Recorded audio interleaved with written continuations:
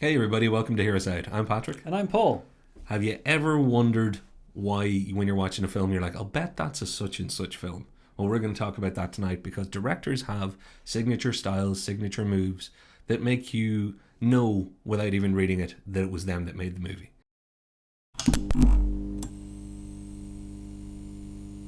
We also do videos every Tuesday and Thursday.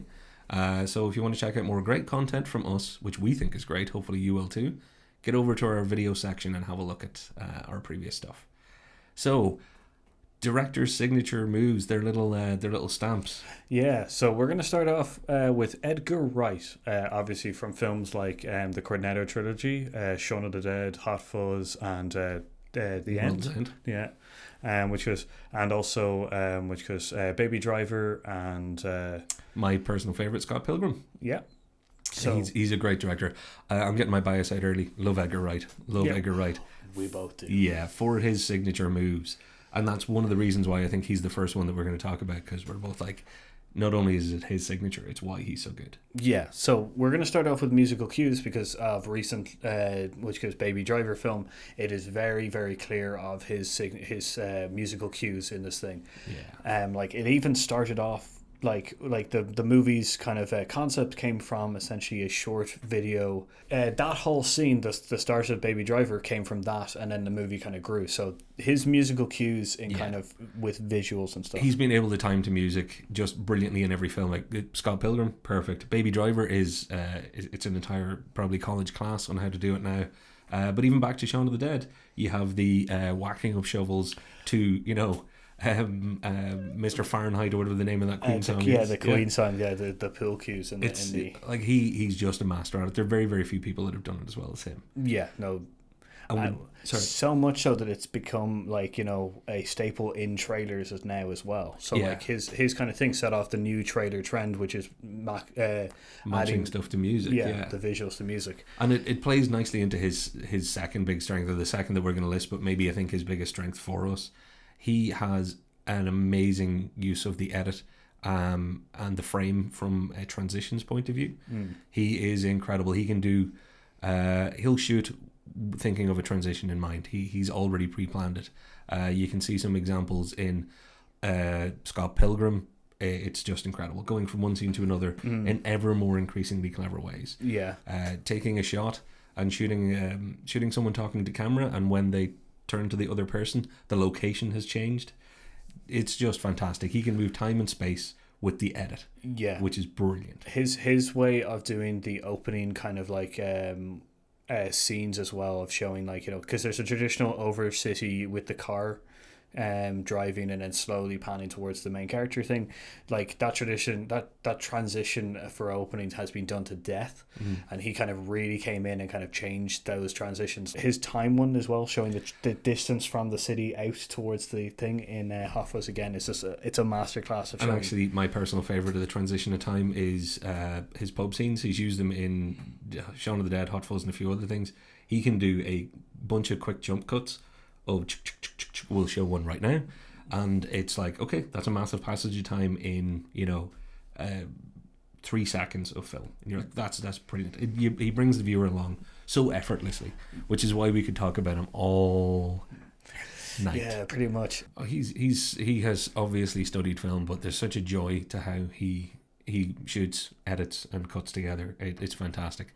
I think there's loads of other little things that he does that are maybe a little bit kind of him as well. He's not afraid to do something with either color or text to have that transition, like the ringing of a bell in Scott Pilgrim will show that, and you'll have he'll actually use like a piece of text to help motivate that camera move to wherever it is. I just this could turn into an Edgar Wright video very quickly. It very much could. So I guess, should we move on, or I think we should. And how about we go down to the not the other end of the scale, but in a different way. Here's a movie director that everybody has seen at least one of his films. In fact, a lot of people have seen a lot more than one, and they may not even know that they're watching his film necessarily because they mightn't think of him. It's Michael Bay. Michael Bay is massively successful for a lot of good reasons. Everybody thinks of him as just the explosion guy, but he's not just the explosion guy. He's the explosion guy. Yeah. He does he makes films that are exciting because of the movement, because of the action, because of the dynamic long shot. He uses long lenses to get that real sense of drama in his action, and it's a real testament to him that people give out about him, and he's a bit of an afterthought for some people. Oh, it's just another Michael Bay. Yeah, but you've enjoyed an awful lot of his things. Yeah, Bad Boys being a great example of Michael Bay. Yeah, the Michael Bay kind of like shot thing is that he doesn't use a static camera shot very often, and the only time he does, it tends to be either a very intentional kind of scene that needs to be done in that kind of way, or he does the static shot from a weird angle, like looking up into like a cityscape kind of thing as someone walks over it kind of thing, is a very kind of thing of his staple. But one of his more famous shots, the Michael Bay shot, which like we're talking away without the visual aids that you're currently seeing on screen, but this one I think we can both see in our head. Yeah, the rotating standing camera drama Michael Bay shot. There's no other way to put it. It's the Michael Bay shot. Yeah, it's the rotation of a camera around characters with very simple dialogue going on, and they're also doing very simple movements like standing up or getting up or getting their guns. We're showing you Bad Boys right now, I'm sure, and it's so simple yet so dramatic, and is such a little. It is like he signed that frame going, yeah, this is Michael Bay. Hi, you're watching my movie. So fair play to him. One that you pointed out was that there's always a flag. Yes, there's always. I hadn't noticed that. So there's always when there's like a moment of the hero kind of becoming more like this is the place where we stand kind of moment. There's always a really good shot of like an American flag behind them. He really glorifies the American military. Oh, well, yeah, and he does work regularly with them, too. Yeah, so, like, Transformers 1 with the whole, like, bring the rain kind of scene thing where it shows, like, all the moving parts of, like, trying to get them to the airstrike package and stuff like that. It's one of his, and he's made a lot of good friends in the military through all that, so I can see why he'd keep using that. It does suit his filmmaking style.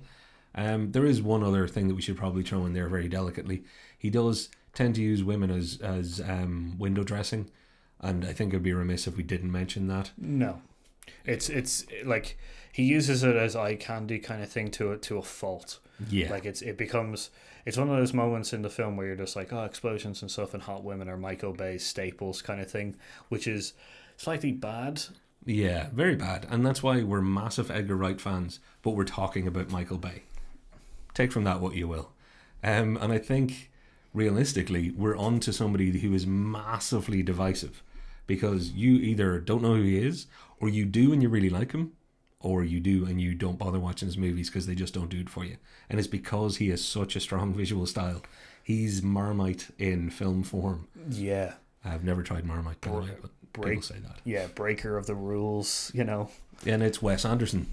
So Wes Anderson, this man has his own style.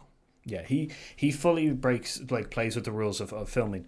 One of the most famous kind of filming kind of or cinematography kind of thing is the rule of threes, which is you always have something. You never have something dead center in the scene. You always have it slightly off to either side, or slightly off, up to one of the corners, or down to one of the corners, kind of thing. Just slightly, not so much that you're like, I'm down here kind of thing. It's like we framed it kind of thing. Yeah, but he really dead center middle framing of his characters and subject matters is just an incredible break from the norm. But he uses all of the cinematic rules at one point or another as a way to kind of intentionally break them for his style, and I think it's because of all the other things we're about to talk about him for that makes it possible. He's not just doing it casually as a gimmick or a trick or you don't know why you feel uncomfortable right now, that sort of thing. You're more feeling the quirk. He's adding the quirk of doing that to the layers of quirkiness because it's so colourful. His colours and costume and attention to detail with sets and models is incredible. It's such a big thing. He has such a good offset of colour and patterns with the background, with the sets kind of pieces, to the costumes that the characters are wearing in a kind of weirdly counterweight and also complementariness to each other kind of thing. So he's really found that balance and kind of like, I wouldn't have put that color with that No, background, but he's an ice cube on fire. yeah, He just is. You're looking at it going, that's amazing, but it's also a bit wrong. yeah, But that's amazing. yeah. Like it's something in your head that you're just like, Yeah. but it's so good. And again, it's because he has chosen or written and been part of movies that suit that. He's not doing Citizen Kane, but doing a quirky Citizen Kane. Yeah, Quirky for anybody other than him would be an insult. It's like saying, oh, well, a bit quirky. You're like, that's a little bit derogatory, probably. yeah, He has defined it and made it work because the stories are always just that little bit off too. mm-hmm. So there's a complementary nature to the way he shoots it, to the way he colors it, to the way he sets it, models it, makes it, costumes it, everything plays with the story. Oh yeah, no. Well, you said it. Which is his sets and models, kind of things for his stop animation films to the live action films, are done to such a militaristic, fine out perfectionist kind of degree that like if you see a hair or like a string of a costume just slightly frayed, it's there on purpose. Yeah. Like it's to show you something about that character, like for whatever reason, and it will probably be shown later on and kind of like, oh, you shouldn't have that string there, or so, something everything offset or wrong with the scene that you see is meant to be there by purpose. Like, and everything that you've seen from whatever we've ended up showing from either Rushmore, the Tenenbaums, Grand Budapest Hotel, you'll already have seen what we're talking about. And I think that's also why anybody that does know him and doesn't like those films, if you don't like them, you're probably not going to like them. He's not that kind of guy. It's like, oh, you really should watch it. You might get over whatever's putting you off. You probably won't. It's just unfortunate because you're missing out. The guy's kind of cool. yeah. And I was guilty of that being put slightly off. The last thing that I would like to say about him is the deadpan of his characters. It's such a good thing that he it's such a Wes Anderson thing that he has so many good characters that are just so deadpan, so straightforward. Yep. Like talk directly to the camera and everything like that. Plays beautifully in the fabulous surroundings or the again, I hate using the word quirky, but it's a great way to play that contrast off quirky, to have just somebody who's so droll, deadpan and straight faced. Check out a Wes Anderson movie if you haven't, and if you haven't, you don't like them, give them another go, maybe. I'm going to let you On to Chris Nolan, which because he's one of my favorite directors in many ways, which is his use of perspective in films, in cinematography and everything like that shows really well for the like Inception movies, the which goes Prestige as well. Prestige is probably his best perspective movie by a long shot, because he, like, the first time you watch that film, you are following the rules of magic. It's, the setup, the setup, the reveal, yeah, etc. kind of things. So like that kind of that using that in a film setting is such a fantastic way. And then when you watch the film, you can go back and you notice these things. You notice the small little tells of why, it's such a good kind of reveal. It's one of my favorite films, and then every time I say on The Prestige, because it is genuinely one of my favorite films, and I'm like, oh yeah, I really like Chris Nolan, and you're like, oh yeah, Chris Nolan's great, and I'm like, yeah, he is. And then I started thinking about it. It's like, oh my god, yeah, maybe he's one of my favorite directors too, because it's not just that. You've got The Dark Knight, you've got Inception, then you've got Memento, where he again plays with the convention, but also gives you going back and watching it is a very literal experience of perspective. Yeah. What a great calling card to have, because that level of cinematic genius is pretty rare. He does also like the nice big set, kind of the big moment, the big set piece, and that's a bit of a signature through his movies as well. Yeah, you've got the moments in which goes Inception, which is like the movement of the city coming towards the camera and everything. You've got which goes the waves crashing in Limbo Land with the city. The huge big city that's empty and crumbling and stuff like that. In Prestige, you've got the machine itself. Yeah, you've got and the iterations of that in which goes Got Interstellar. Well, Interstellar. Yeah, like you've got a bit to choose from there. So you can sit down and watch a Chris Nolan film and think I'm watching a Christopher Nolan film, and it's usually for a very good reason. Yeah. Like you're going, it feels like it could be Christopher Nolan. And there's almost a little bit of glee for me when I'm like, was that Chris Nolan as well? And sometimes I'm just watching a really good movie that may be older. I'm like, I wonder was Christopher Nolan involved? So yeah, all of his calling cards are ones that you want to see in movies. Well, like the one that I really favourite is his nonlinear storytelling in a lot of his films. Now, Batman, the Batman films do not follow this trend, but that's because they are a very linear story. But if you think about like Inception and in which is Memento, Interstellar, Prestige, and stuff like that, they're set slightly out of like chronological order of when the items happen. So like it's a great kind of way of him playing with like, you know, the information that you have. He's messing with that other perspective time, which is great. So yeah, I think we could, again, he's kind of like Edgar Wright. I was a little bit worried that we were going to talk about him because we could go on forever. You should go and watch a Christopher Nolan film. They're all pretty much good. I don't think he's had a bad one. Tim Burton, because he's a gimme. He's an easy one because all of you out there have watched a Tim Burton film. And if you've seen any Tim Burton film, you've seen his tells. You've seen his signature moves. He is a goth. He does like Helena Bonham Carter, and he does tend to have muses. So you're either in the Johnny Depp film or you're in the, you know, it's like he does like to carry a cast around a little bit of him. So he does have a group of friends. But when you're watching Tim Burton film, you'll be struck by either its gothic nature or its super bright and, you know, super saccharine sort of sense. But most of all, you'll probably be hit by the contrast between the two that he tries to use. Edward Scissorhands being a perfect example of that. Yeah. And I think you pointed out something that I hadn't really considered. He also does films about a couple of particular topics. The storytelling thing is he sticks to two kind of tropes, which is the outcast, like outsider kind of coming into society and kind of trying to think. You got that in Edward Scissorhands and in Into the Shadows. And then the other one, which is his the girl fighting her fears. So you got that with Caroline.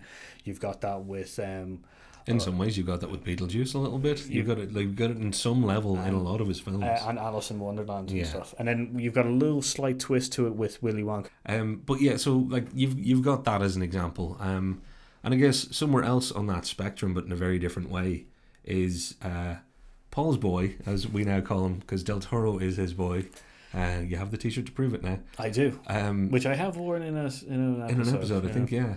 Guillermo del Toro, one of the great directors of our time, Oscar-winning director now. He has many, many signatures because you know you're watching a Del Toro joint. Yeah, as Spike Lee would say. Yeah, he's a master in the kind of the merging of the traditional fairy tales with a kind of new, kind of darker kind of setting, but it feels like it's set in a real world kind of thing. It's not like, oh, this is the world where monsters live. It's like, oh, this is what it would be like to be in a world with monsters around kind of thing, you know? Yeah. And I think his use of practical effects and staying away from CG, that leads, you know, it leads his visual style. It's not just the way he shoots, it's what he's shooting. And you know, he really does use colour to great effect. Yeah. He's not afraid of mixing old styles with newer styles as well. He can have the kind of not gothic, but maybe the pre-industrial and the post-industrial mixed together. Like it's a very distinctive visual style that he can pull off. Yeah, he likes the H.P. Lovecraft kind of style into it, which is, and with the practical effects and built sets, it draws out a lot better of the actors and stuff like that he has in his movies and stuff. So that's very good. And before we move on to what I think is the last thing we're going to cover, I want to throw in a couple of people that I meant to mention at the very, very start. And that is John Woo should get a call out because someone's going to be sitting there shouting, well, what about John Woo and the doves and the double guns? Yeah, that's John Woo, doves and double guns. And good movies, fair play, John Woo, good job. But then you've got stuff that we could lose a lot more time in, like Stanley Kubrick, you know, looking up through the eyebrows, the Stanley stare or whatever you want to call it. So there are, you know, just little moves that people are like, once you see it, I'll bet you this is such and such. Yeah. A guy that maybe doesn't fit that mold, but you always know that it's his film, Quentin Tarantino. Quentin Tarantino's made, 8-9 movies now? I'd say more. Yeah, no, I think it is like as a director, I think it's less than 10. It's a surprising small number because he's involved co-writing and co-producing and co-something. But he's a pop culture icon because he takes and uses pop culture effortlessly, I guess. Whether you love him or hate him, you have to say that the guy has a style that's all his own. Yeah, like his pop culture kind of like bringing into the main stage kind of like fashion and like the fashion styles of a genre and stuff like that he brings in really well, which because he isn't afraid of including movies from other people, like, you know, to mention and stuff like that to set you in the world, which is one of the main things that Quentin Tarantino is very known for is his violence. Yeah, you have to say it's a feature. Yeah, and it's a nice feature and stuff, and that kind of like shows the humanity of kind of like, you know, his storylines and stuff. And the violence is very kind of like brutal, but set in a real world, practical. Which is kind of, you know, it's good. It's you know, it's a nice feature. It's one of the things I feel less inclined toward in his movie making, but you definitely get a feel that it's definitely still part of his signature. I will say though that his ability to take a genre and throw his spin on top of it, which he's done with the Western and he's done with kind of, you know, the gangster movie or whatever you want to call it, he's very, very good at bringing the Tarantino to something. Like he could make a costume drama and make it a Tarantino costume drama. Yeah. And actually, though, the one that you pointed out, which I absolutely love, he does always have a shot from a certain place. Yeah, he in I think all of his movies, he has a POV shot of characters opening the trunk of a car or boot if you're in Ireland. So there's always you're inside a darkened place, and then the trunk opens and you're looking up at the characters while they're talking and grabbing stuff out of the trunk. Yeah. And apparently, this is one that I didn't know. Also, he features feet quite heavily in all his movies. There's a lot of feet in a lot of his films, which because like, you know, there's Jackie Brown, which I think opens with the shots of feet. And I guess in the other kind of honourable mentions category, there's somebody else that's just being screamed at us right now. That if we don't say it, we'll be in trouble. So J.J. Abrams, which we've featured a lot in the movies over recent times, is the lens flare. Like, you know, can't have J.J. Abrams' films without a lens flare. Yeah, cue lens flare effect on our video. Lens flare, wherever we put it. So there's not an awful lot else to say about J.J. Abrams when it comes to that. He's only directed 5 movies. You can definitely tell when it's a J.J. Abrams movie, though. Yeah. So who else are we going to cover before we close out, Paul? We've got Michael Mann as well. He's the which is the very much crime and justice kind of movie director with Heat and Miami Vice and Collateral and stuff like that. And he has mastered the art of kind of that urban lighting, that gritty, using, you know, street lights and neon and lights from vehicles. Collateral's a great example of it, and really reset Tom Cruise's career for a lot of people. Yeah. It's incredible. Heat, again, an amazing film, but when you watch it closely, you can see he is the crime and justice guy in an urban setting. Yeah, very much so. And I don't think he can be beaten on that front. No. Then we have Zack Snyder, who's very much the comic book kind of action-y hero or action-y director, which because he's got a lot of stylized kind of panel shots from the source material. You were mentioning that the color palette as well. Yeah, he does like to play with color. Obviously, massively in something like 300, you can see it from a mile away what they did there. But even when you watch Watchmen or something, Watchmen, or say that when you say that 5 times fast, or if you watch Sucker Punch, which more people should, and people should get over the perceived kind of issues with it. If you just watch it and take it for what it is, it's actually a really good movie. It's a very good, durable movie. But color wise, he has a field day moving from different world and different scene and different level in that. He also has that the violence kind of thing, which he kind of more does it as a kind of weird kind of dance form of violence kind of thing, where the movements are very intentional kind of thing, like the person who's doing the violence has some kind of either precog Yeah. ability of knowing where their foes are or something, or they've been training for all their lives kind of thing. It's a bit more balletic, all right. Yeah, but he does that whole training shot as well, where he follows the action as it goes forwards and stuff, which he does in Watchmen and 300 and a kind of slow motion movement thing. So he's honorable you'll mention. know when you're watching a Zack Snyder film, and unfortunately for a lot of people, when they got as far as Batman and Superman, it isn't what they wanted to see, although how much of it is him, etc., who knows. Yeah. But yeah, if you look at his body of work, he does definitely have a signature, so he deserves to be on this list. Yeah. You're going to be shouting at us about all the other people that should be on the list. Why aren't the Coen brothers here? Why isn't Hitchcock? Why isn't... We had to choose people wisely, because there are a lot more that could have fit in, but they wouldn't have added a whole lot to the video, because I think everybody knows what Woody Allen's films are like. Yeah.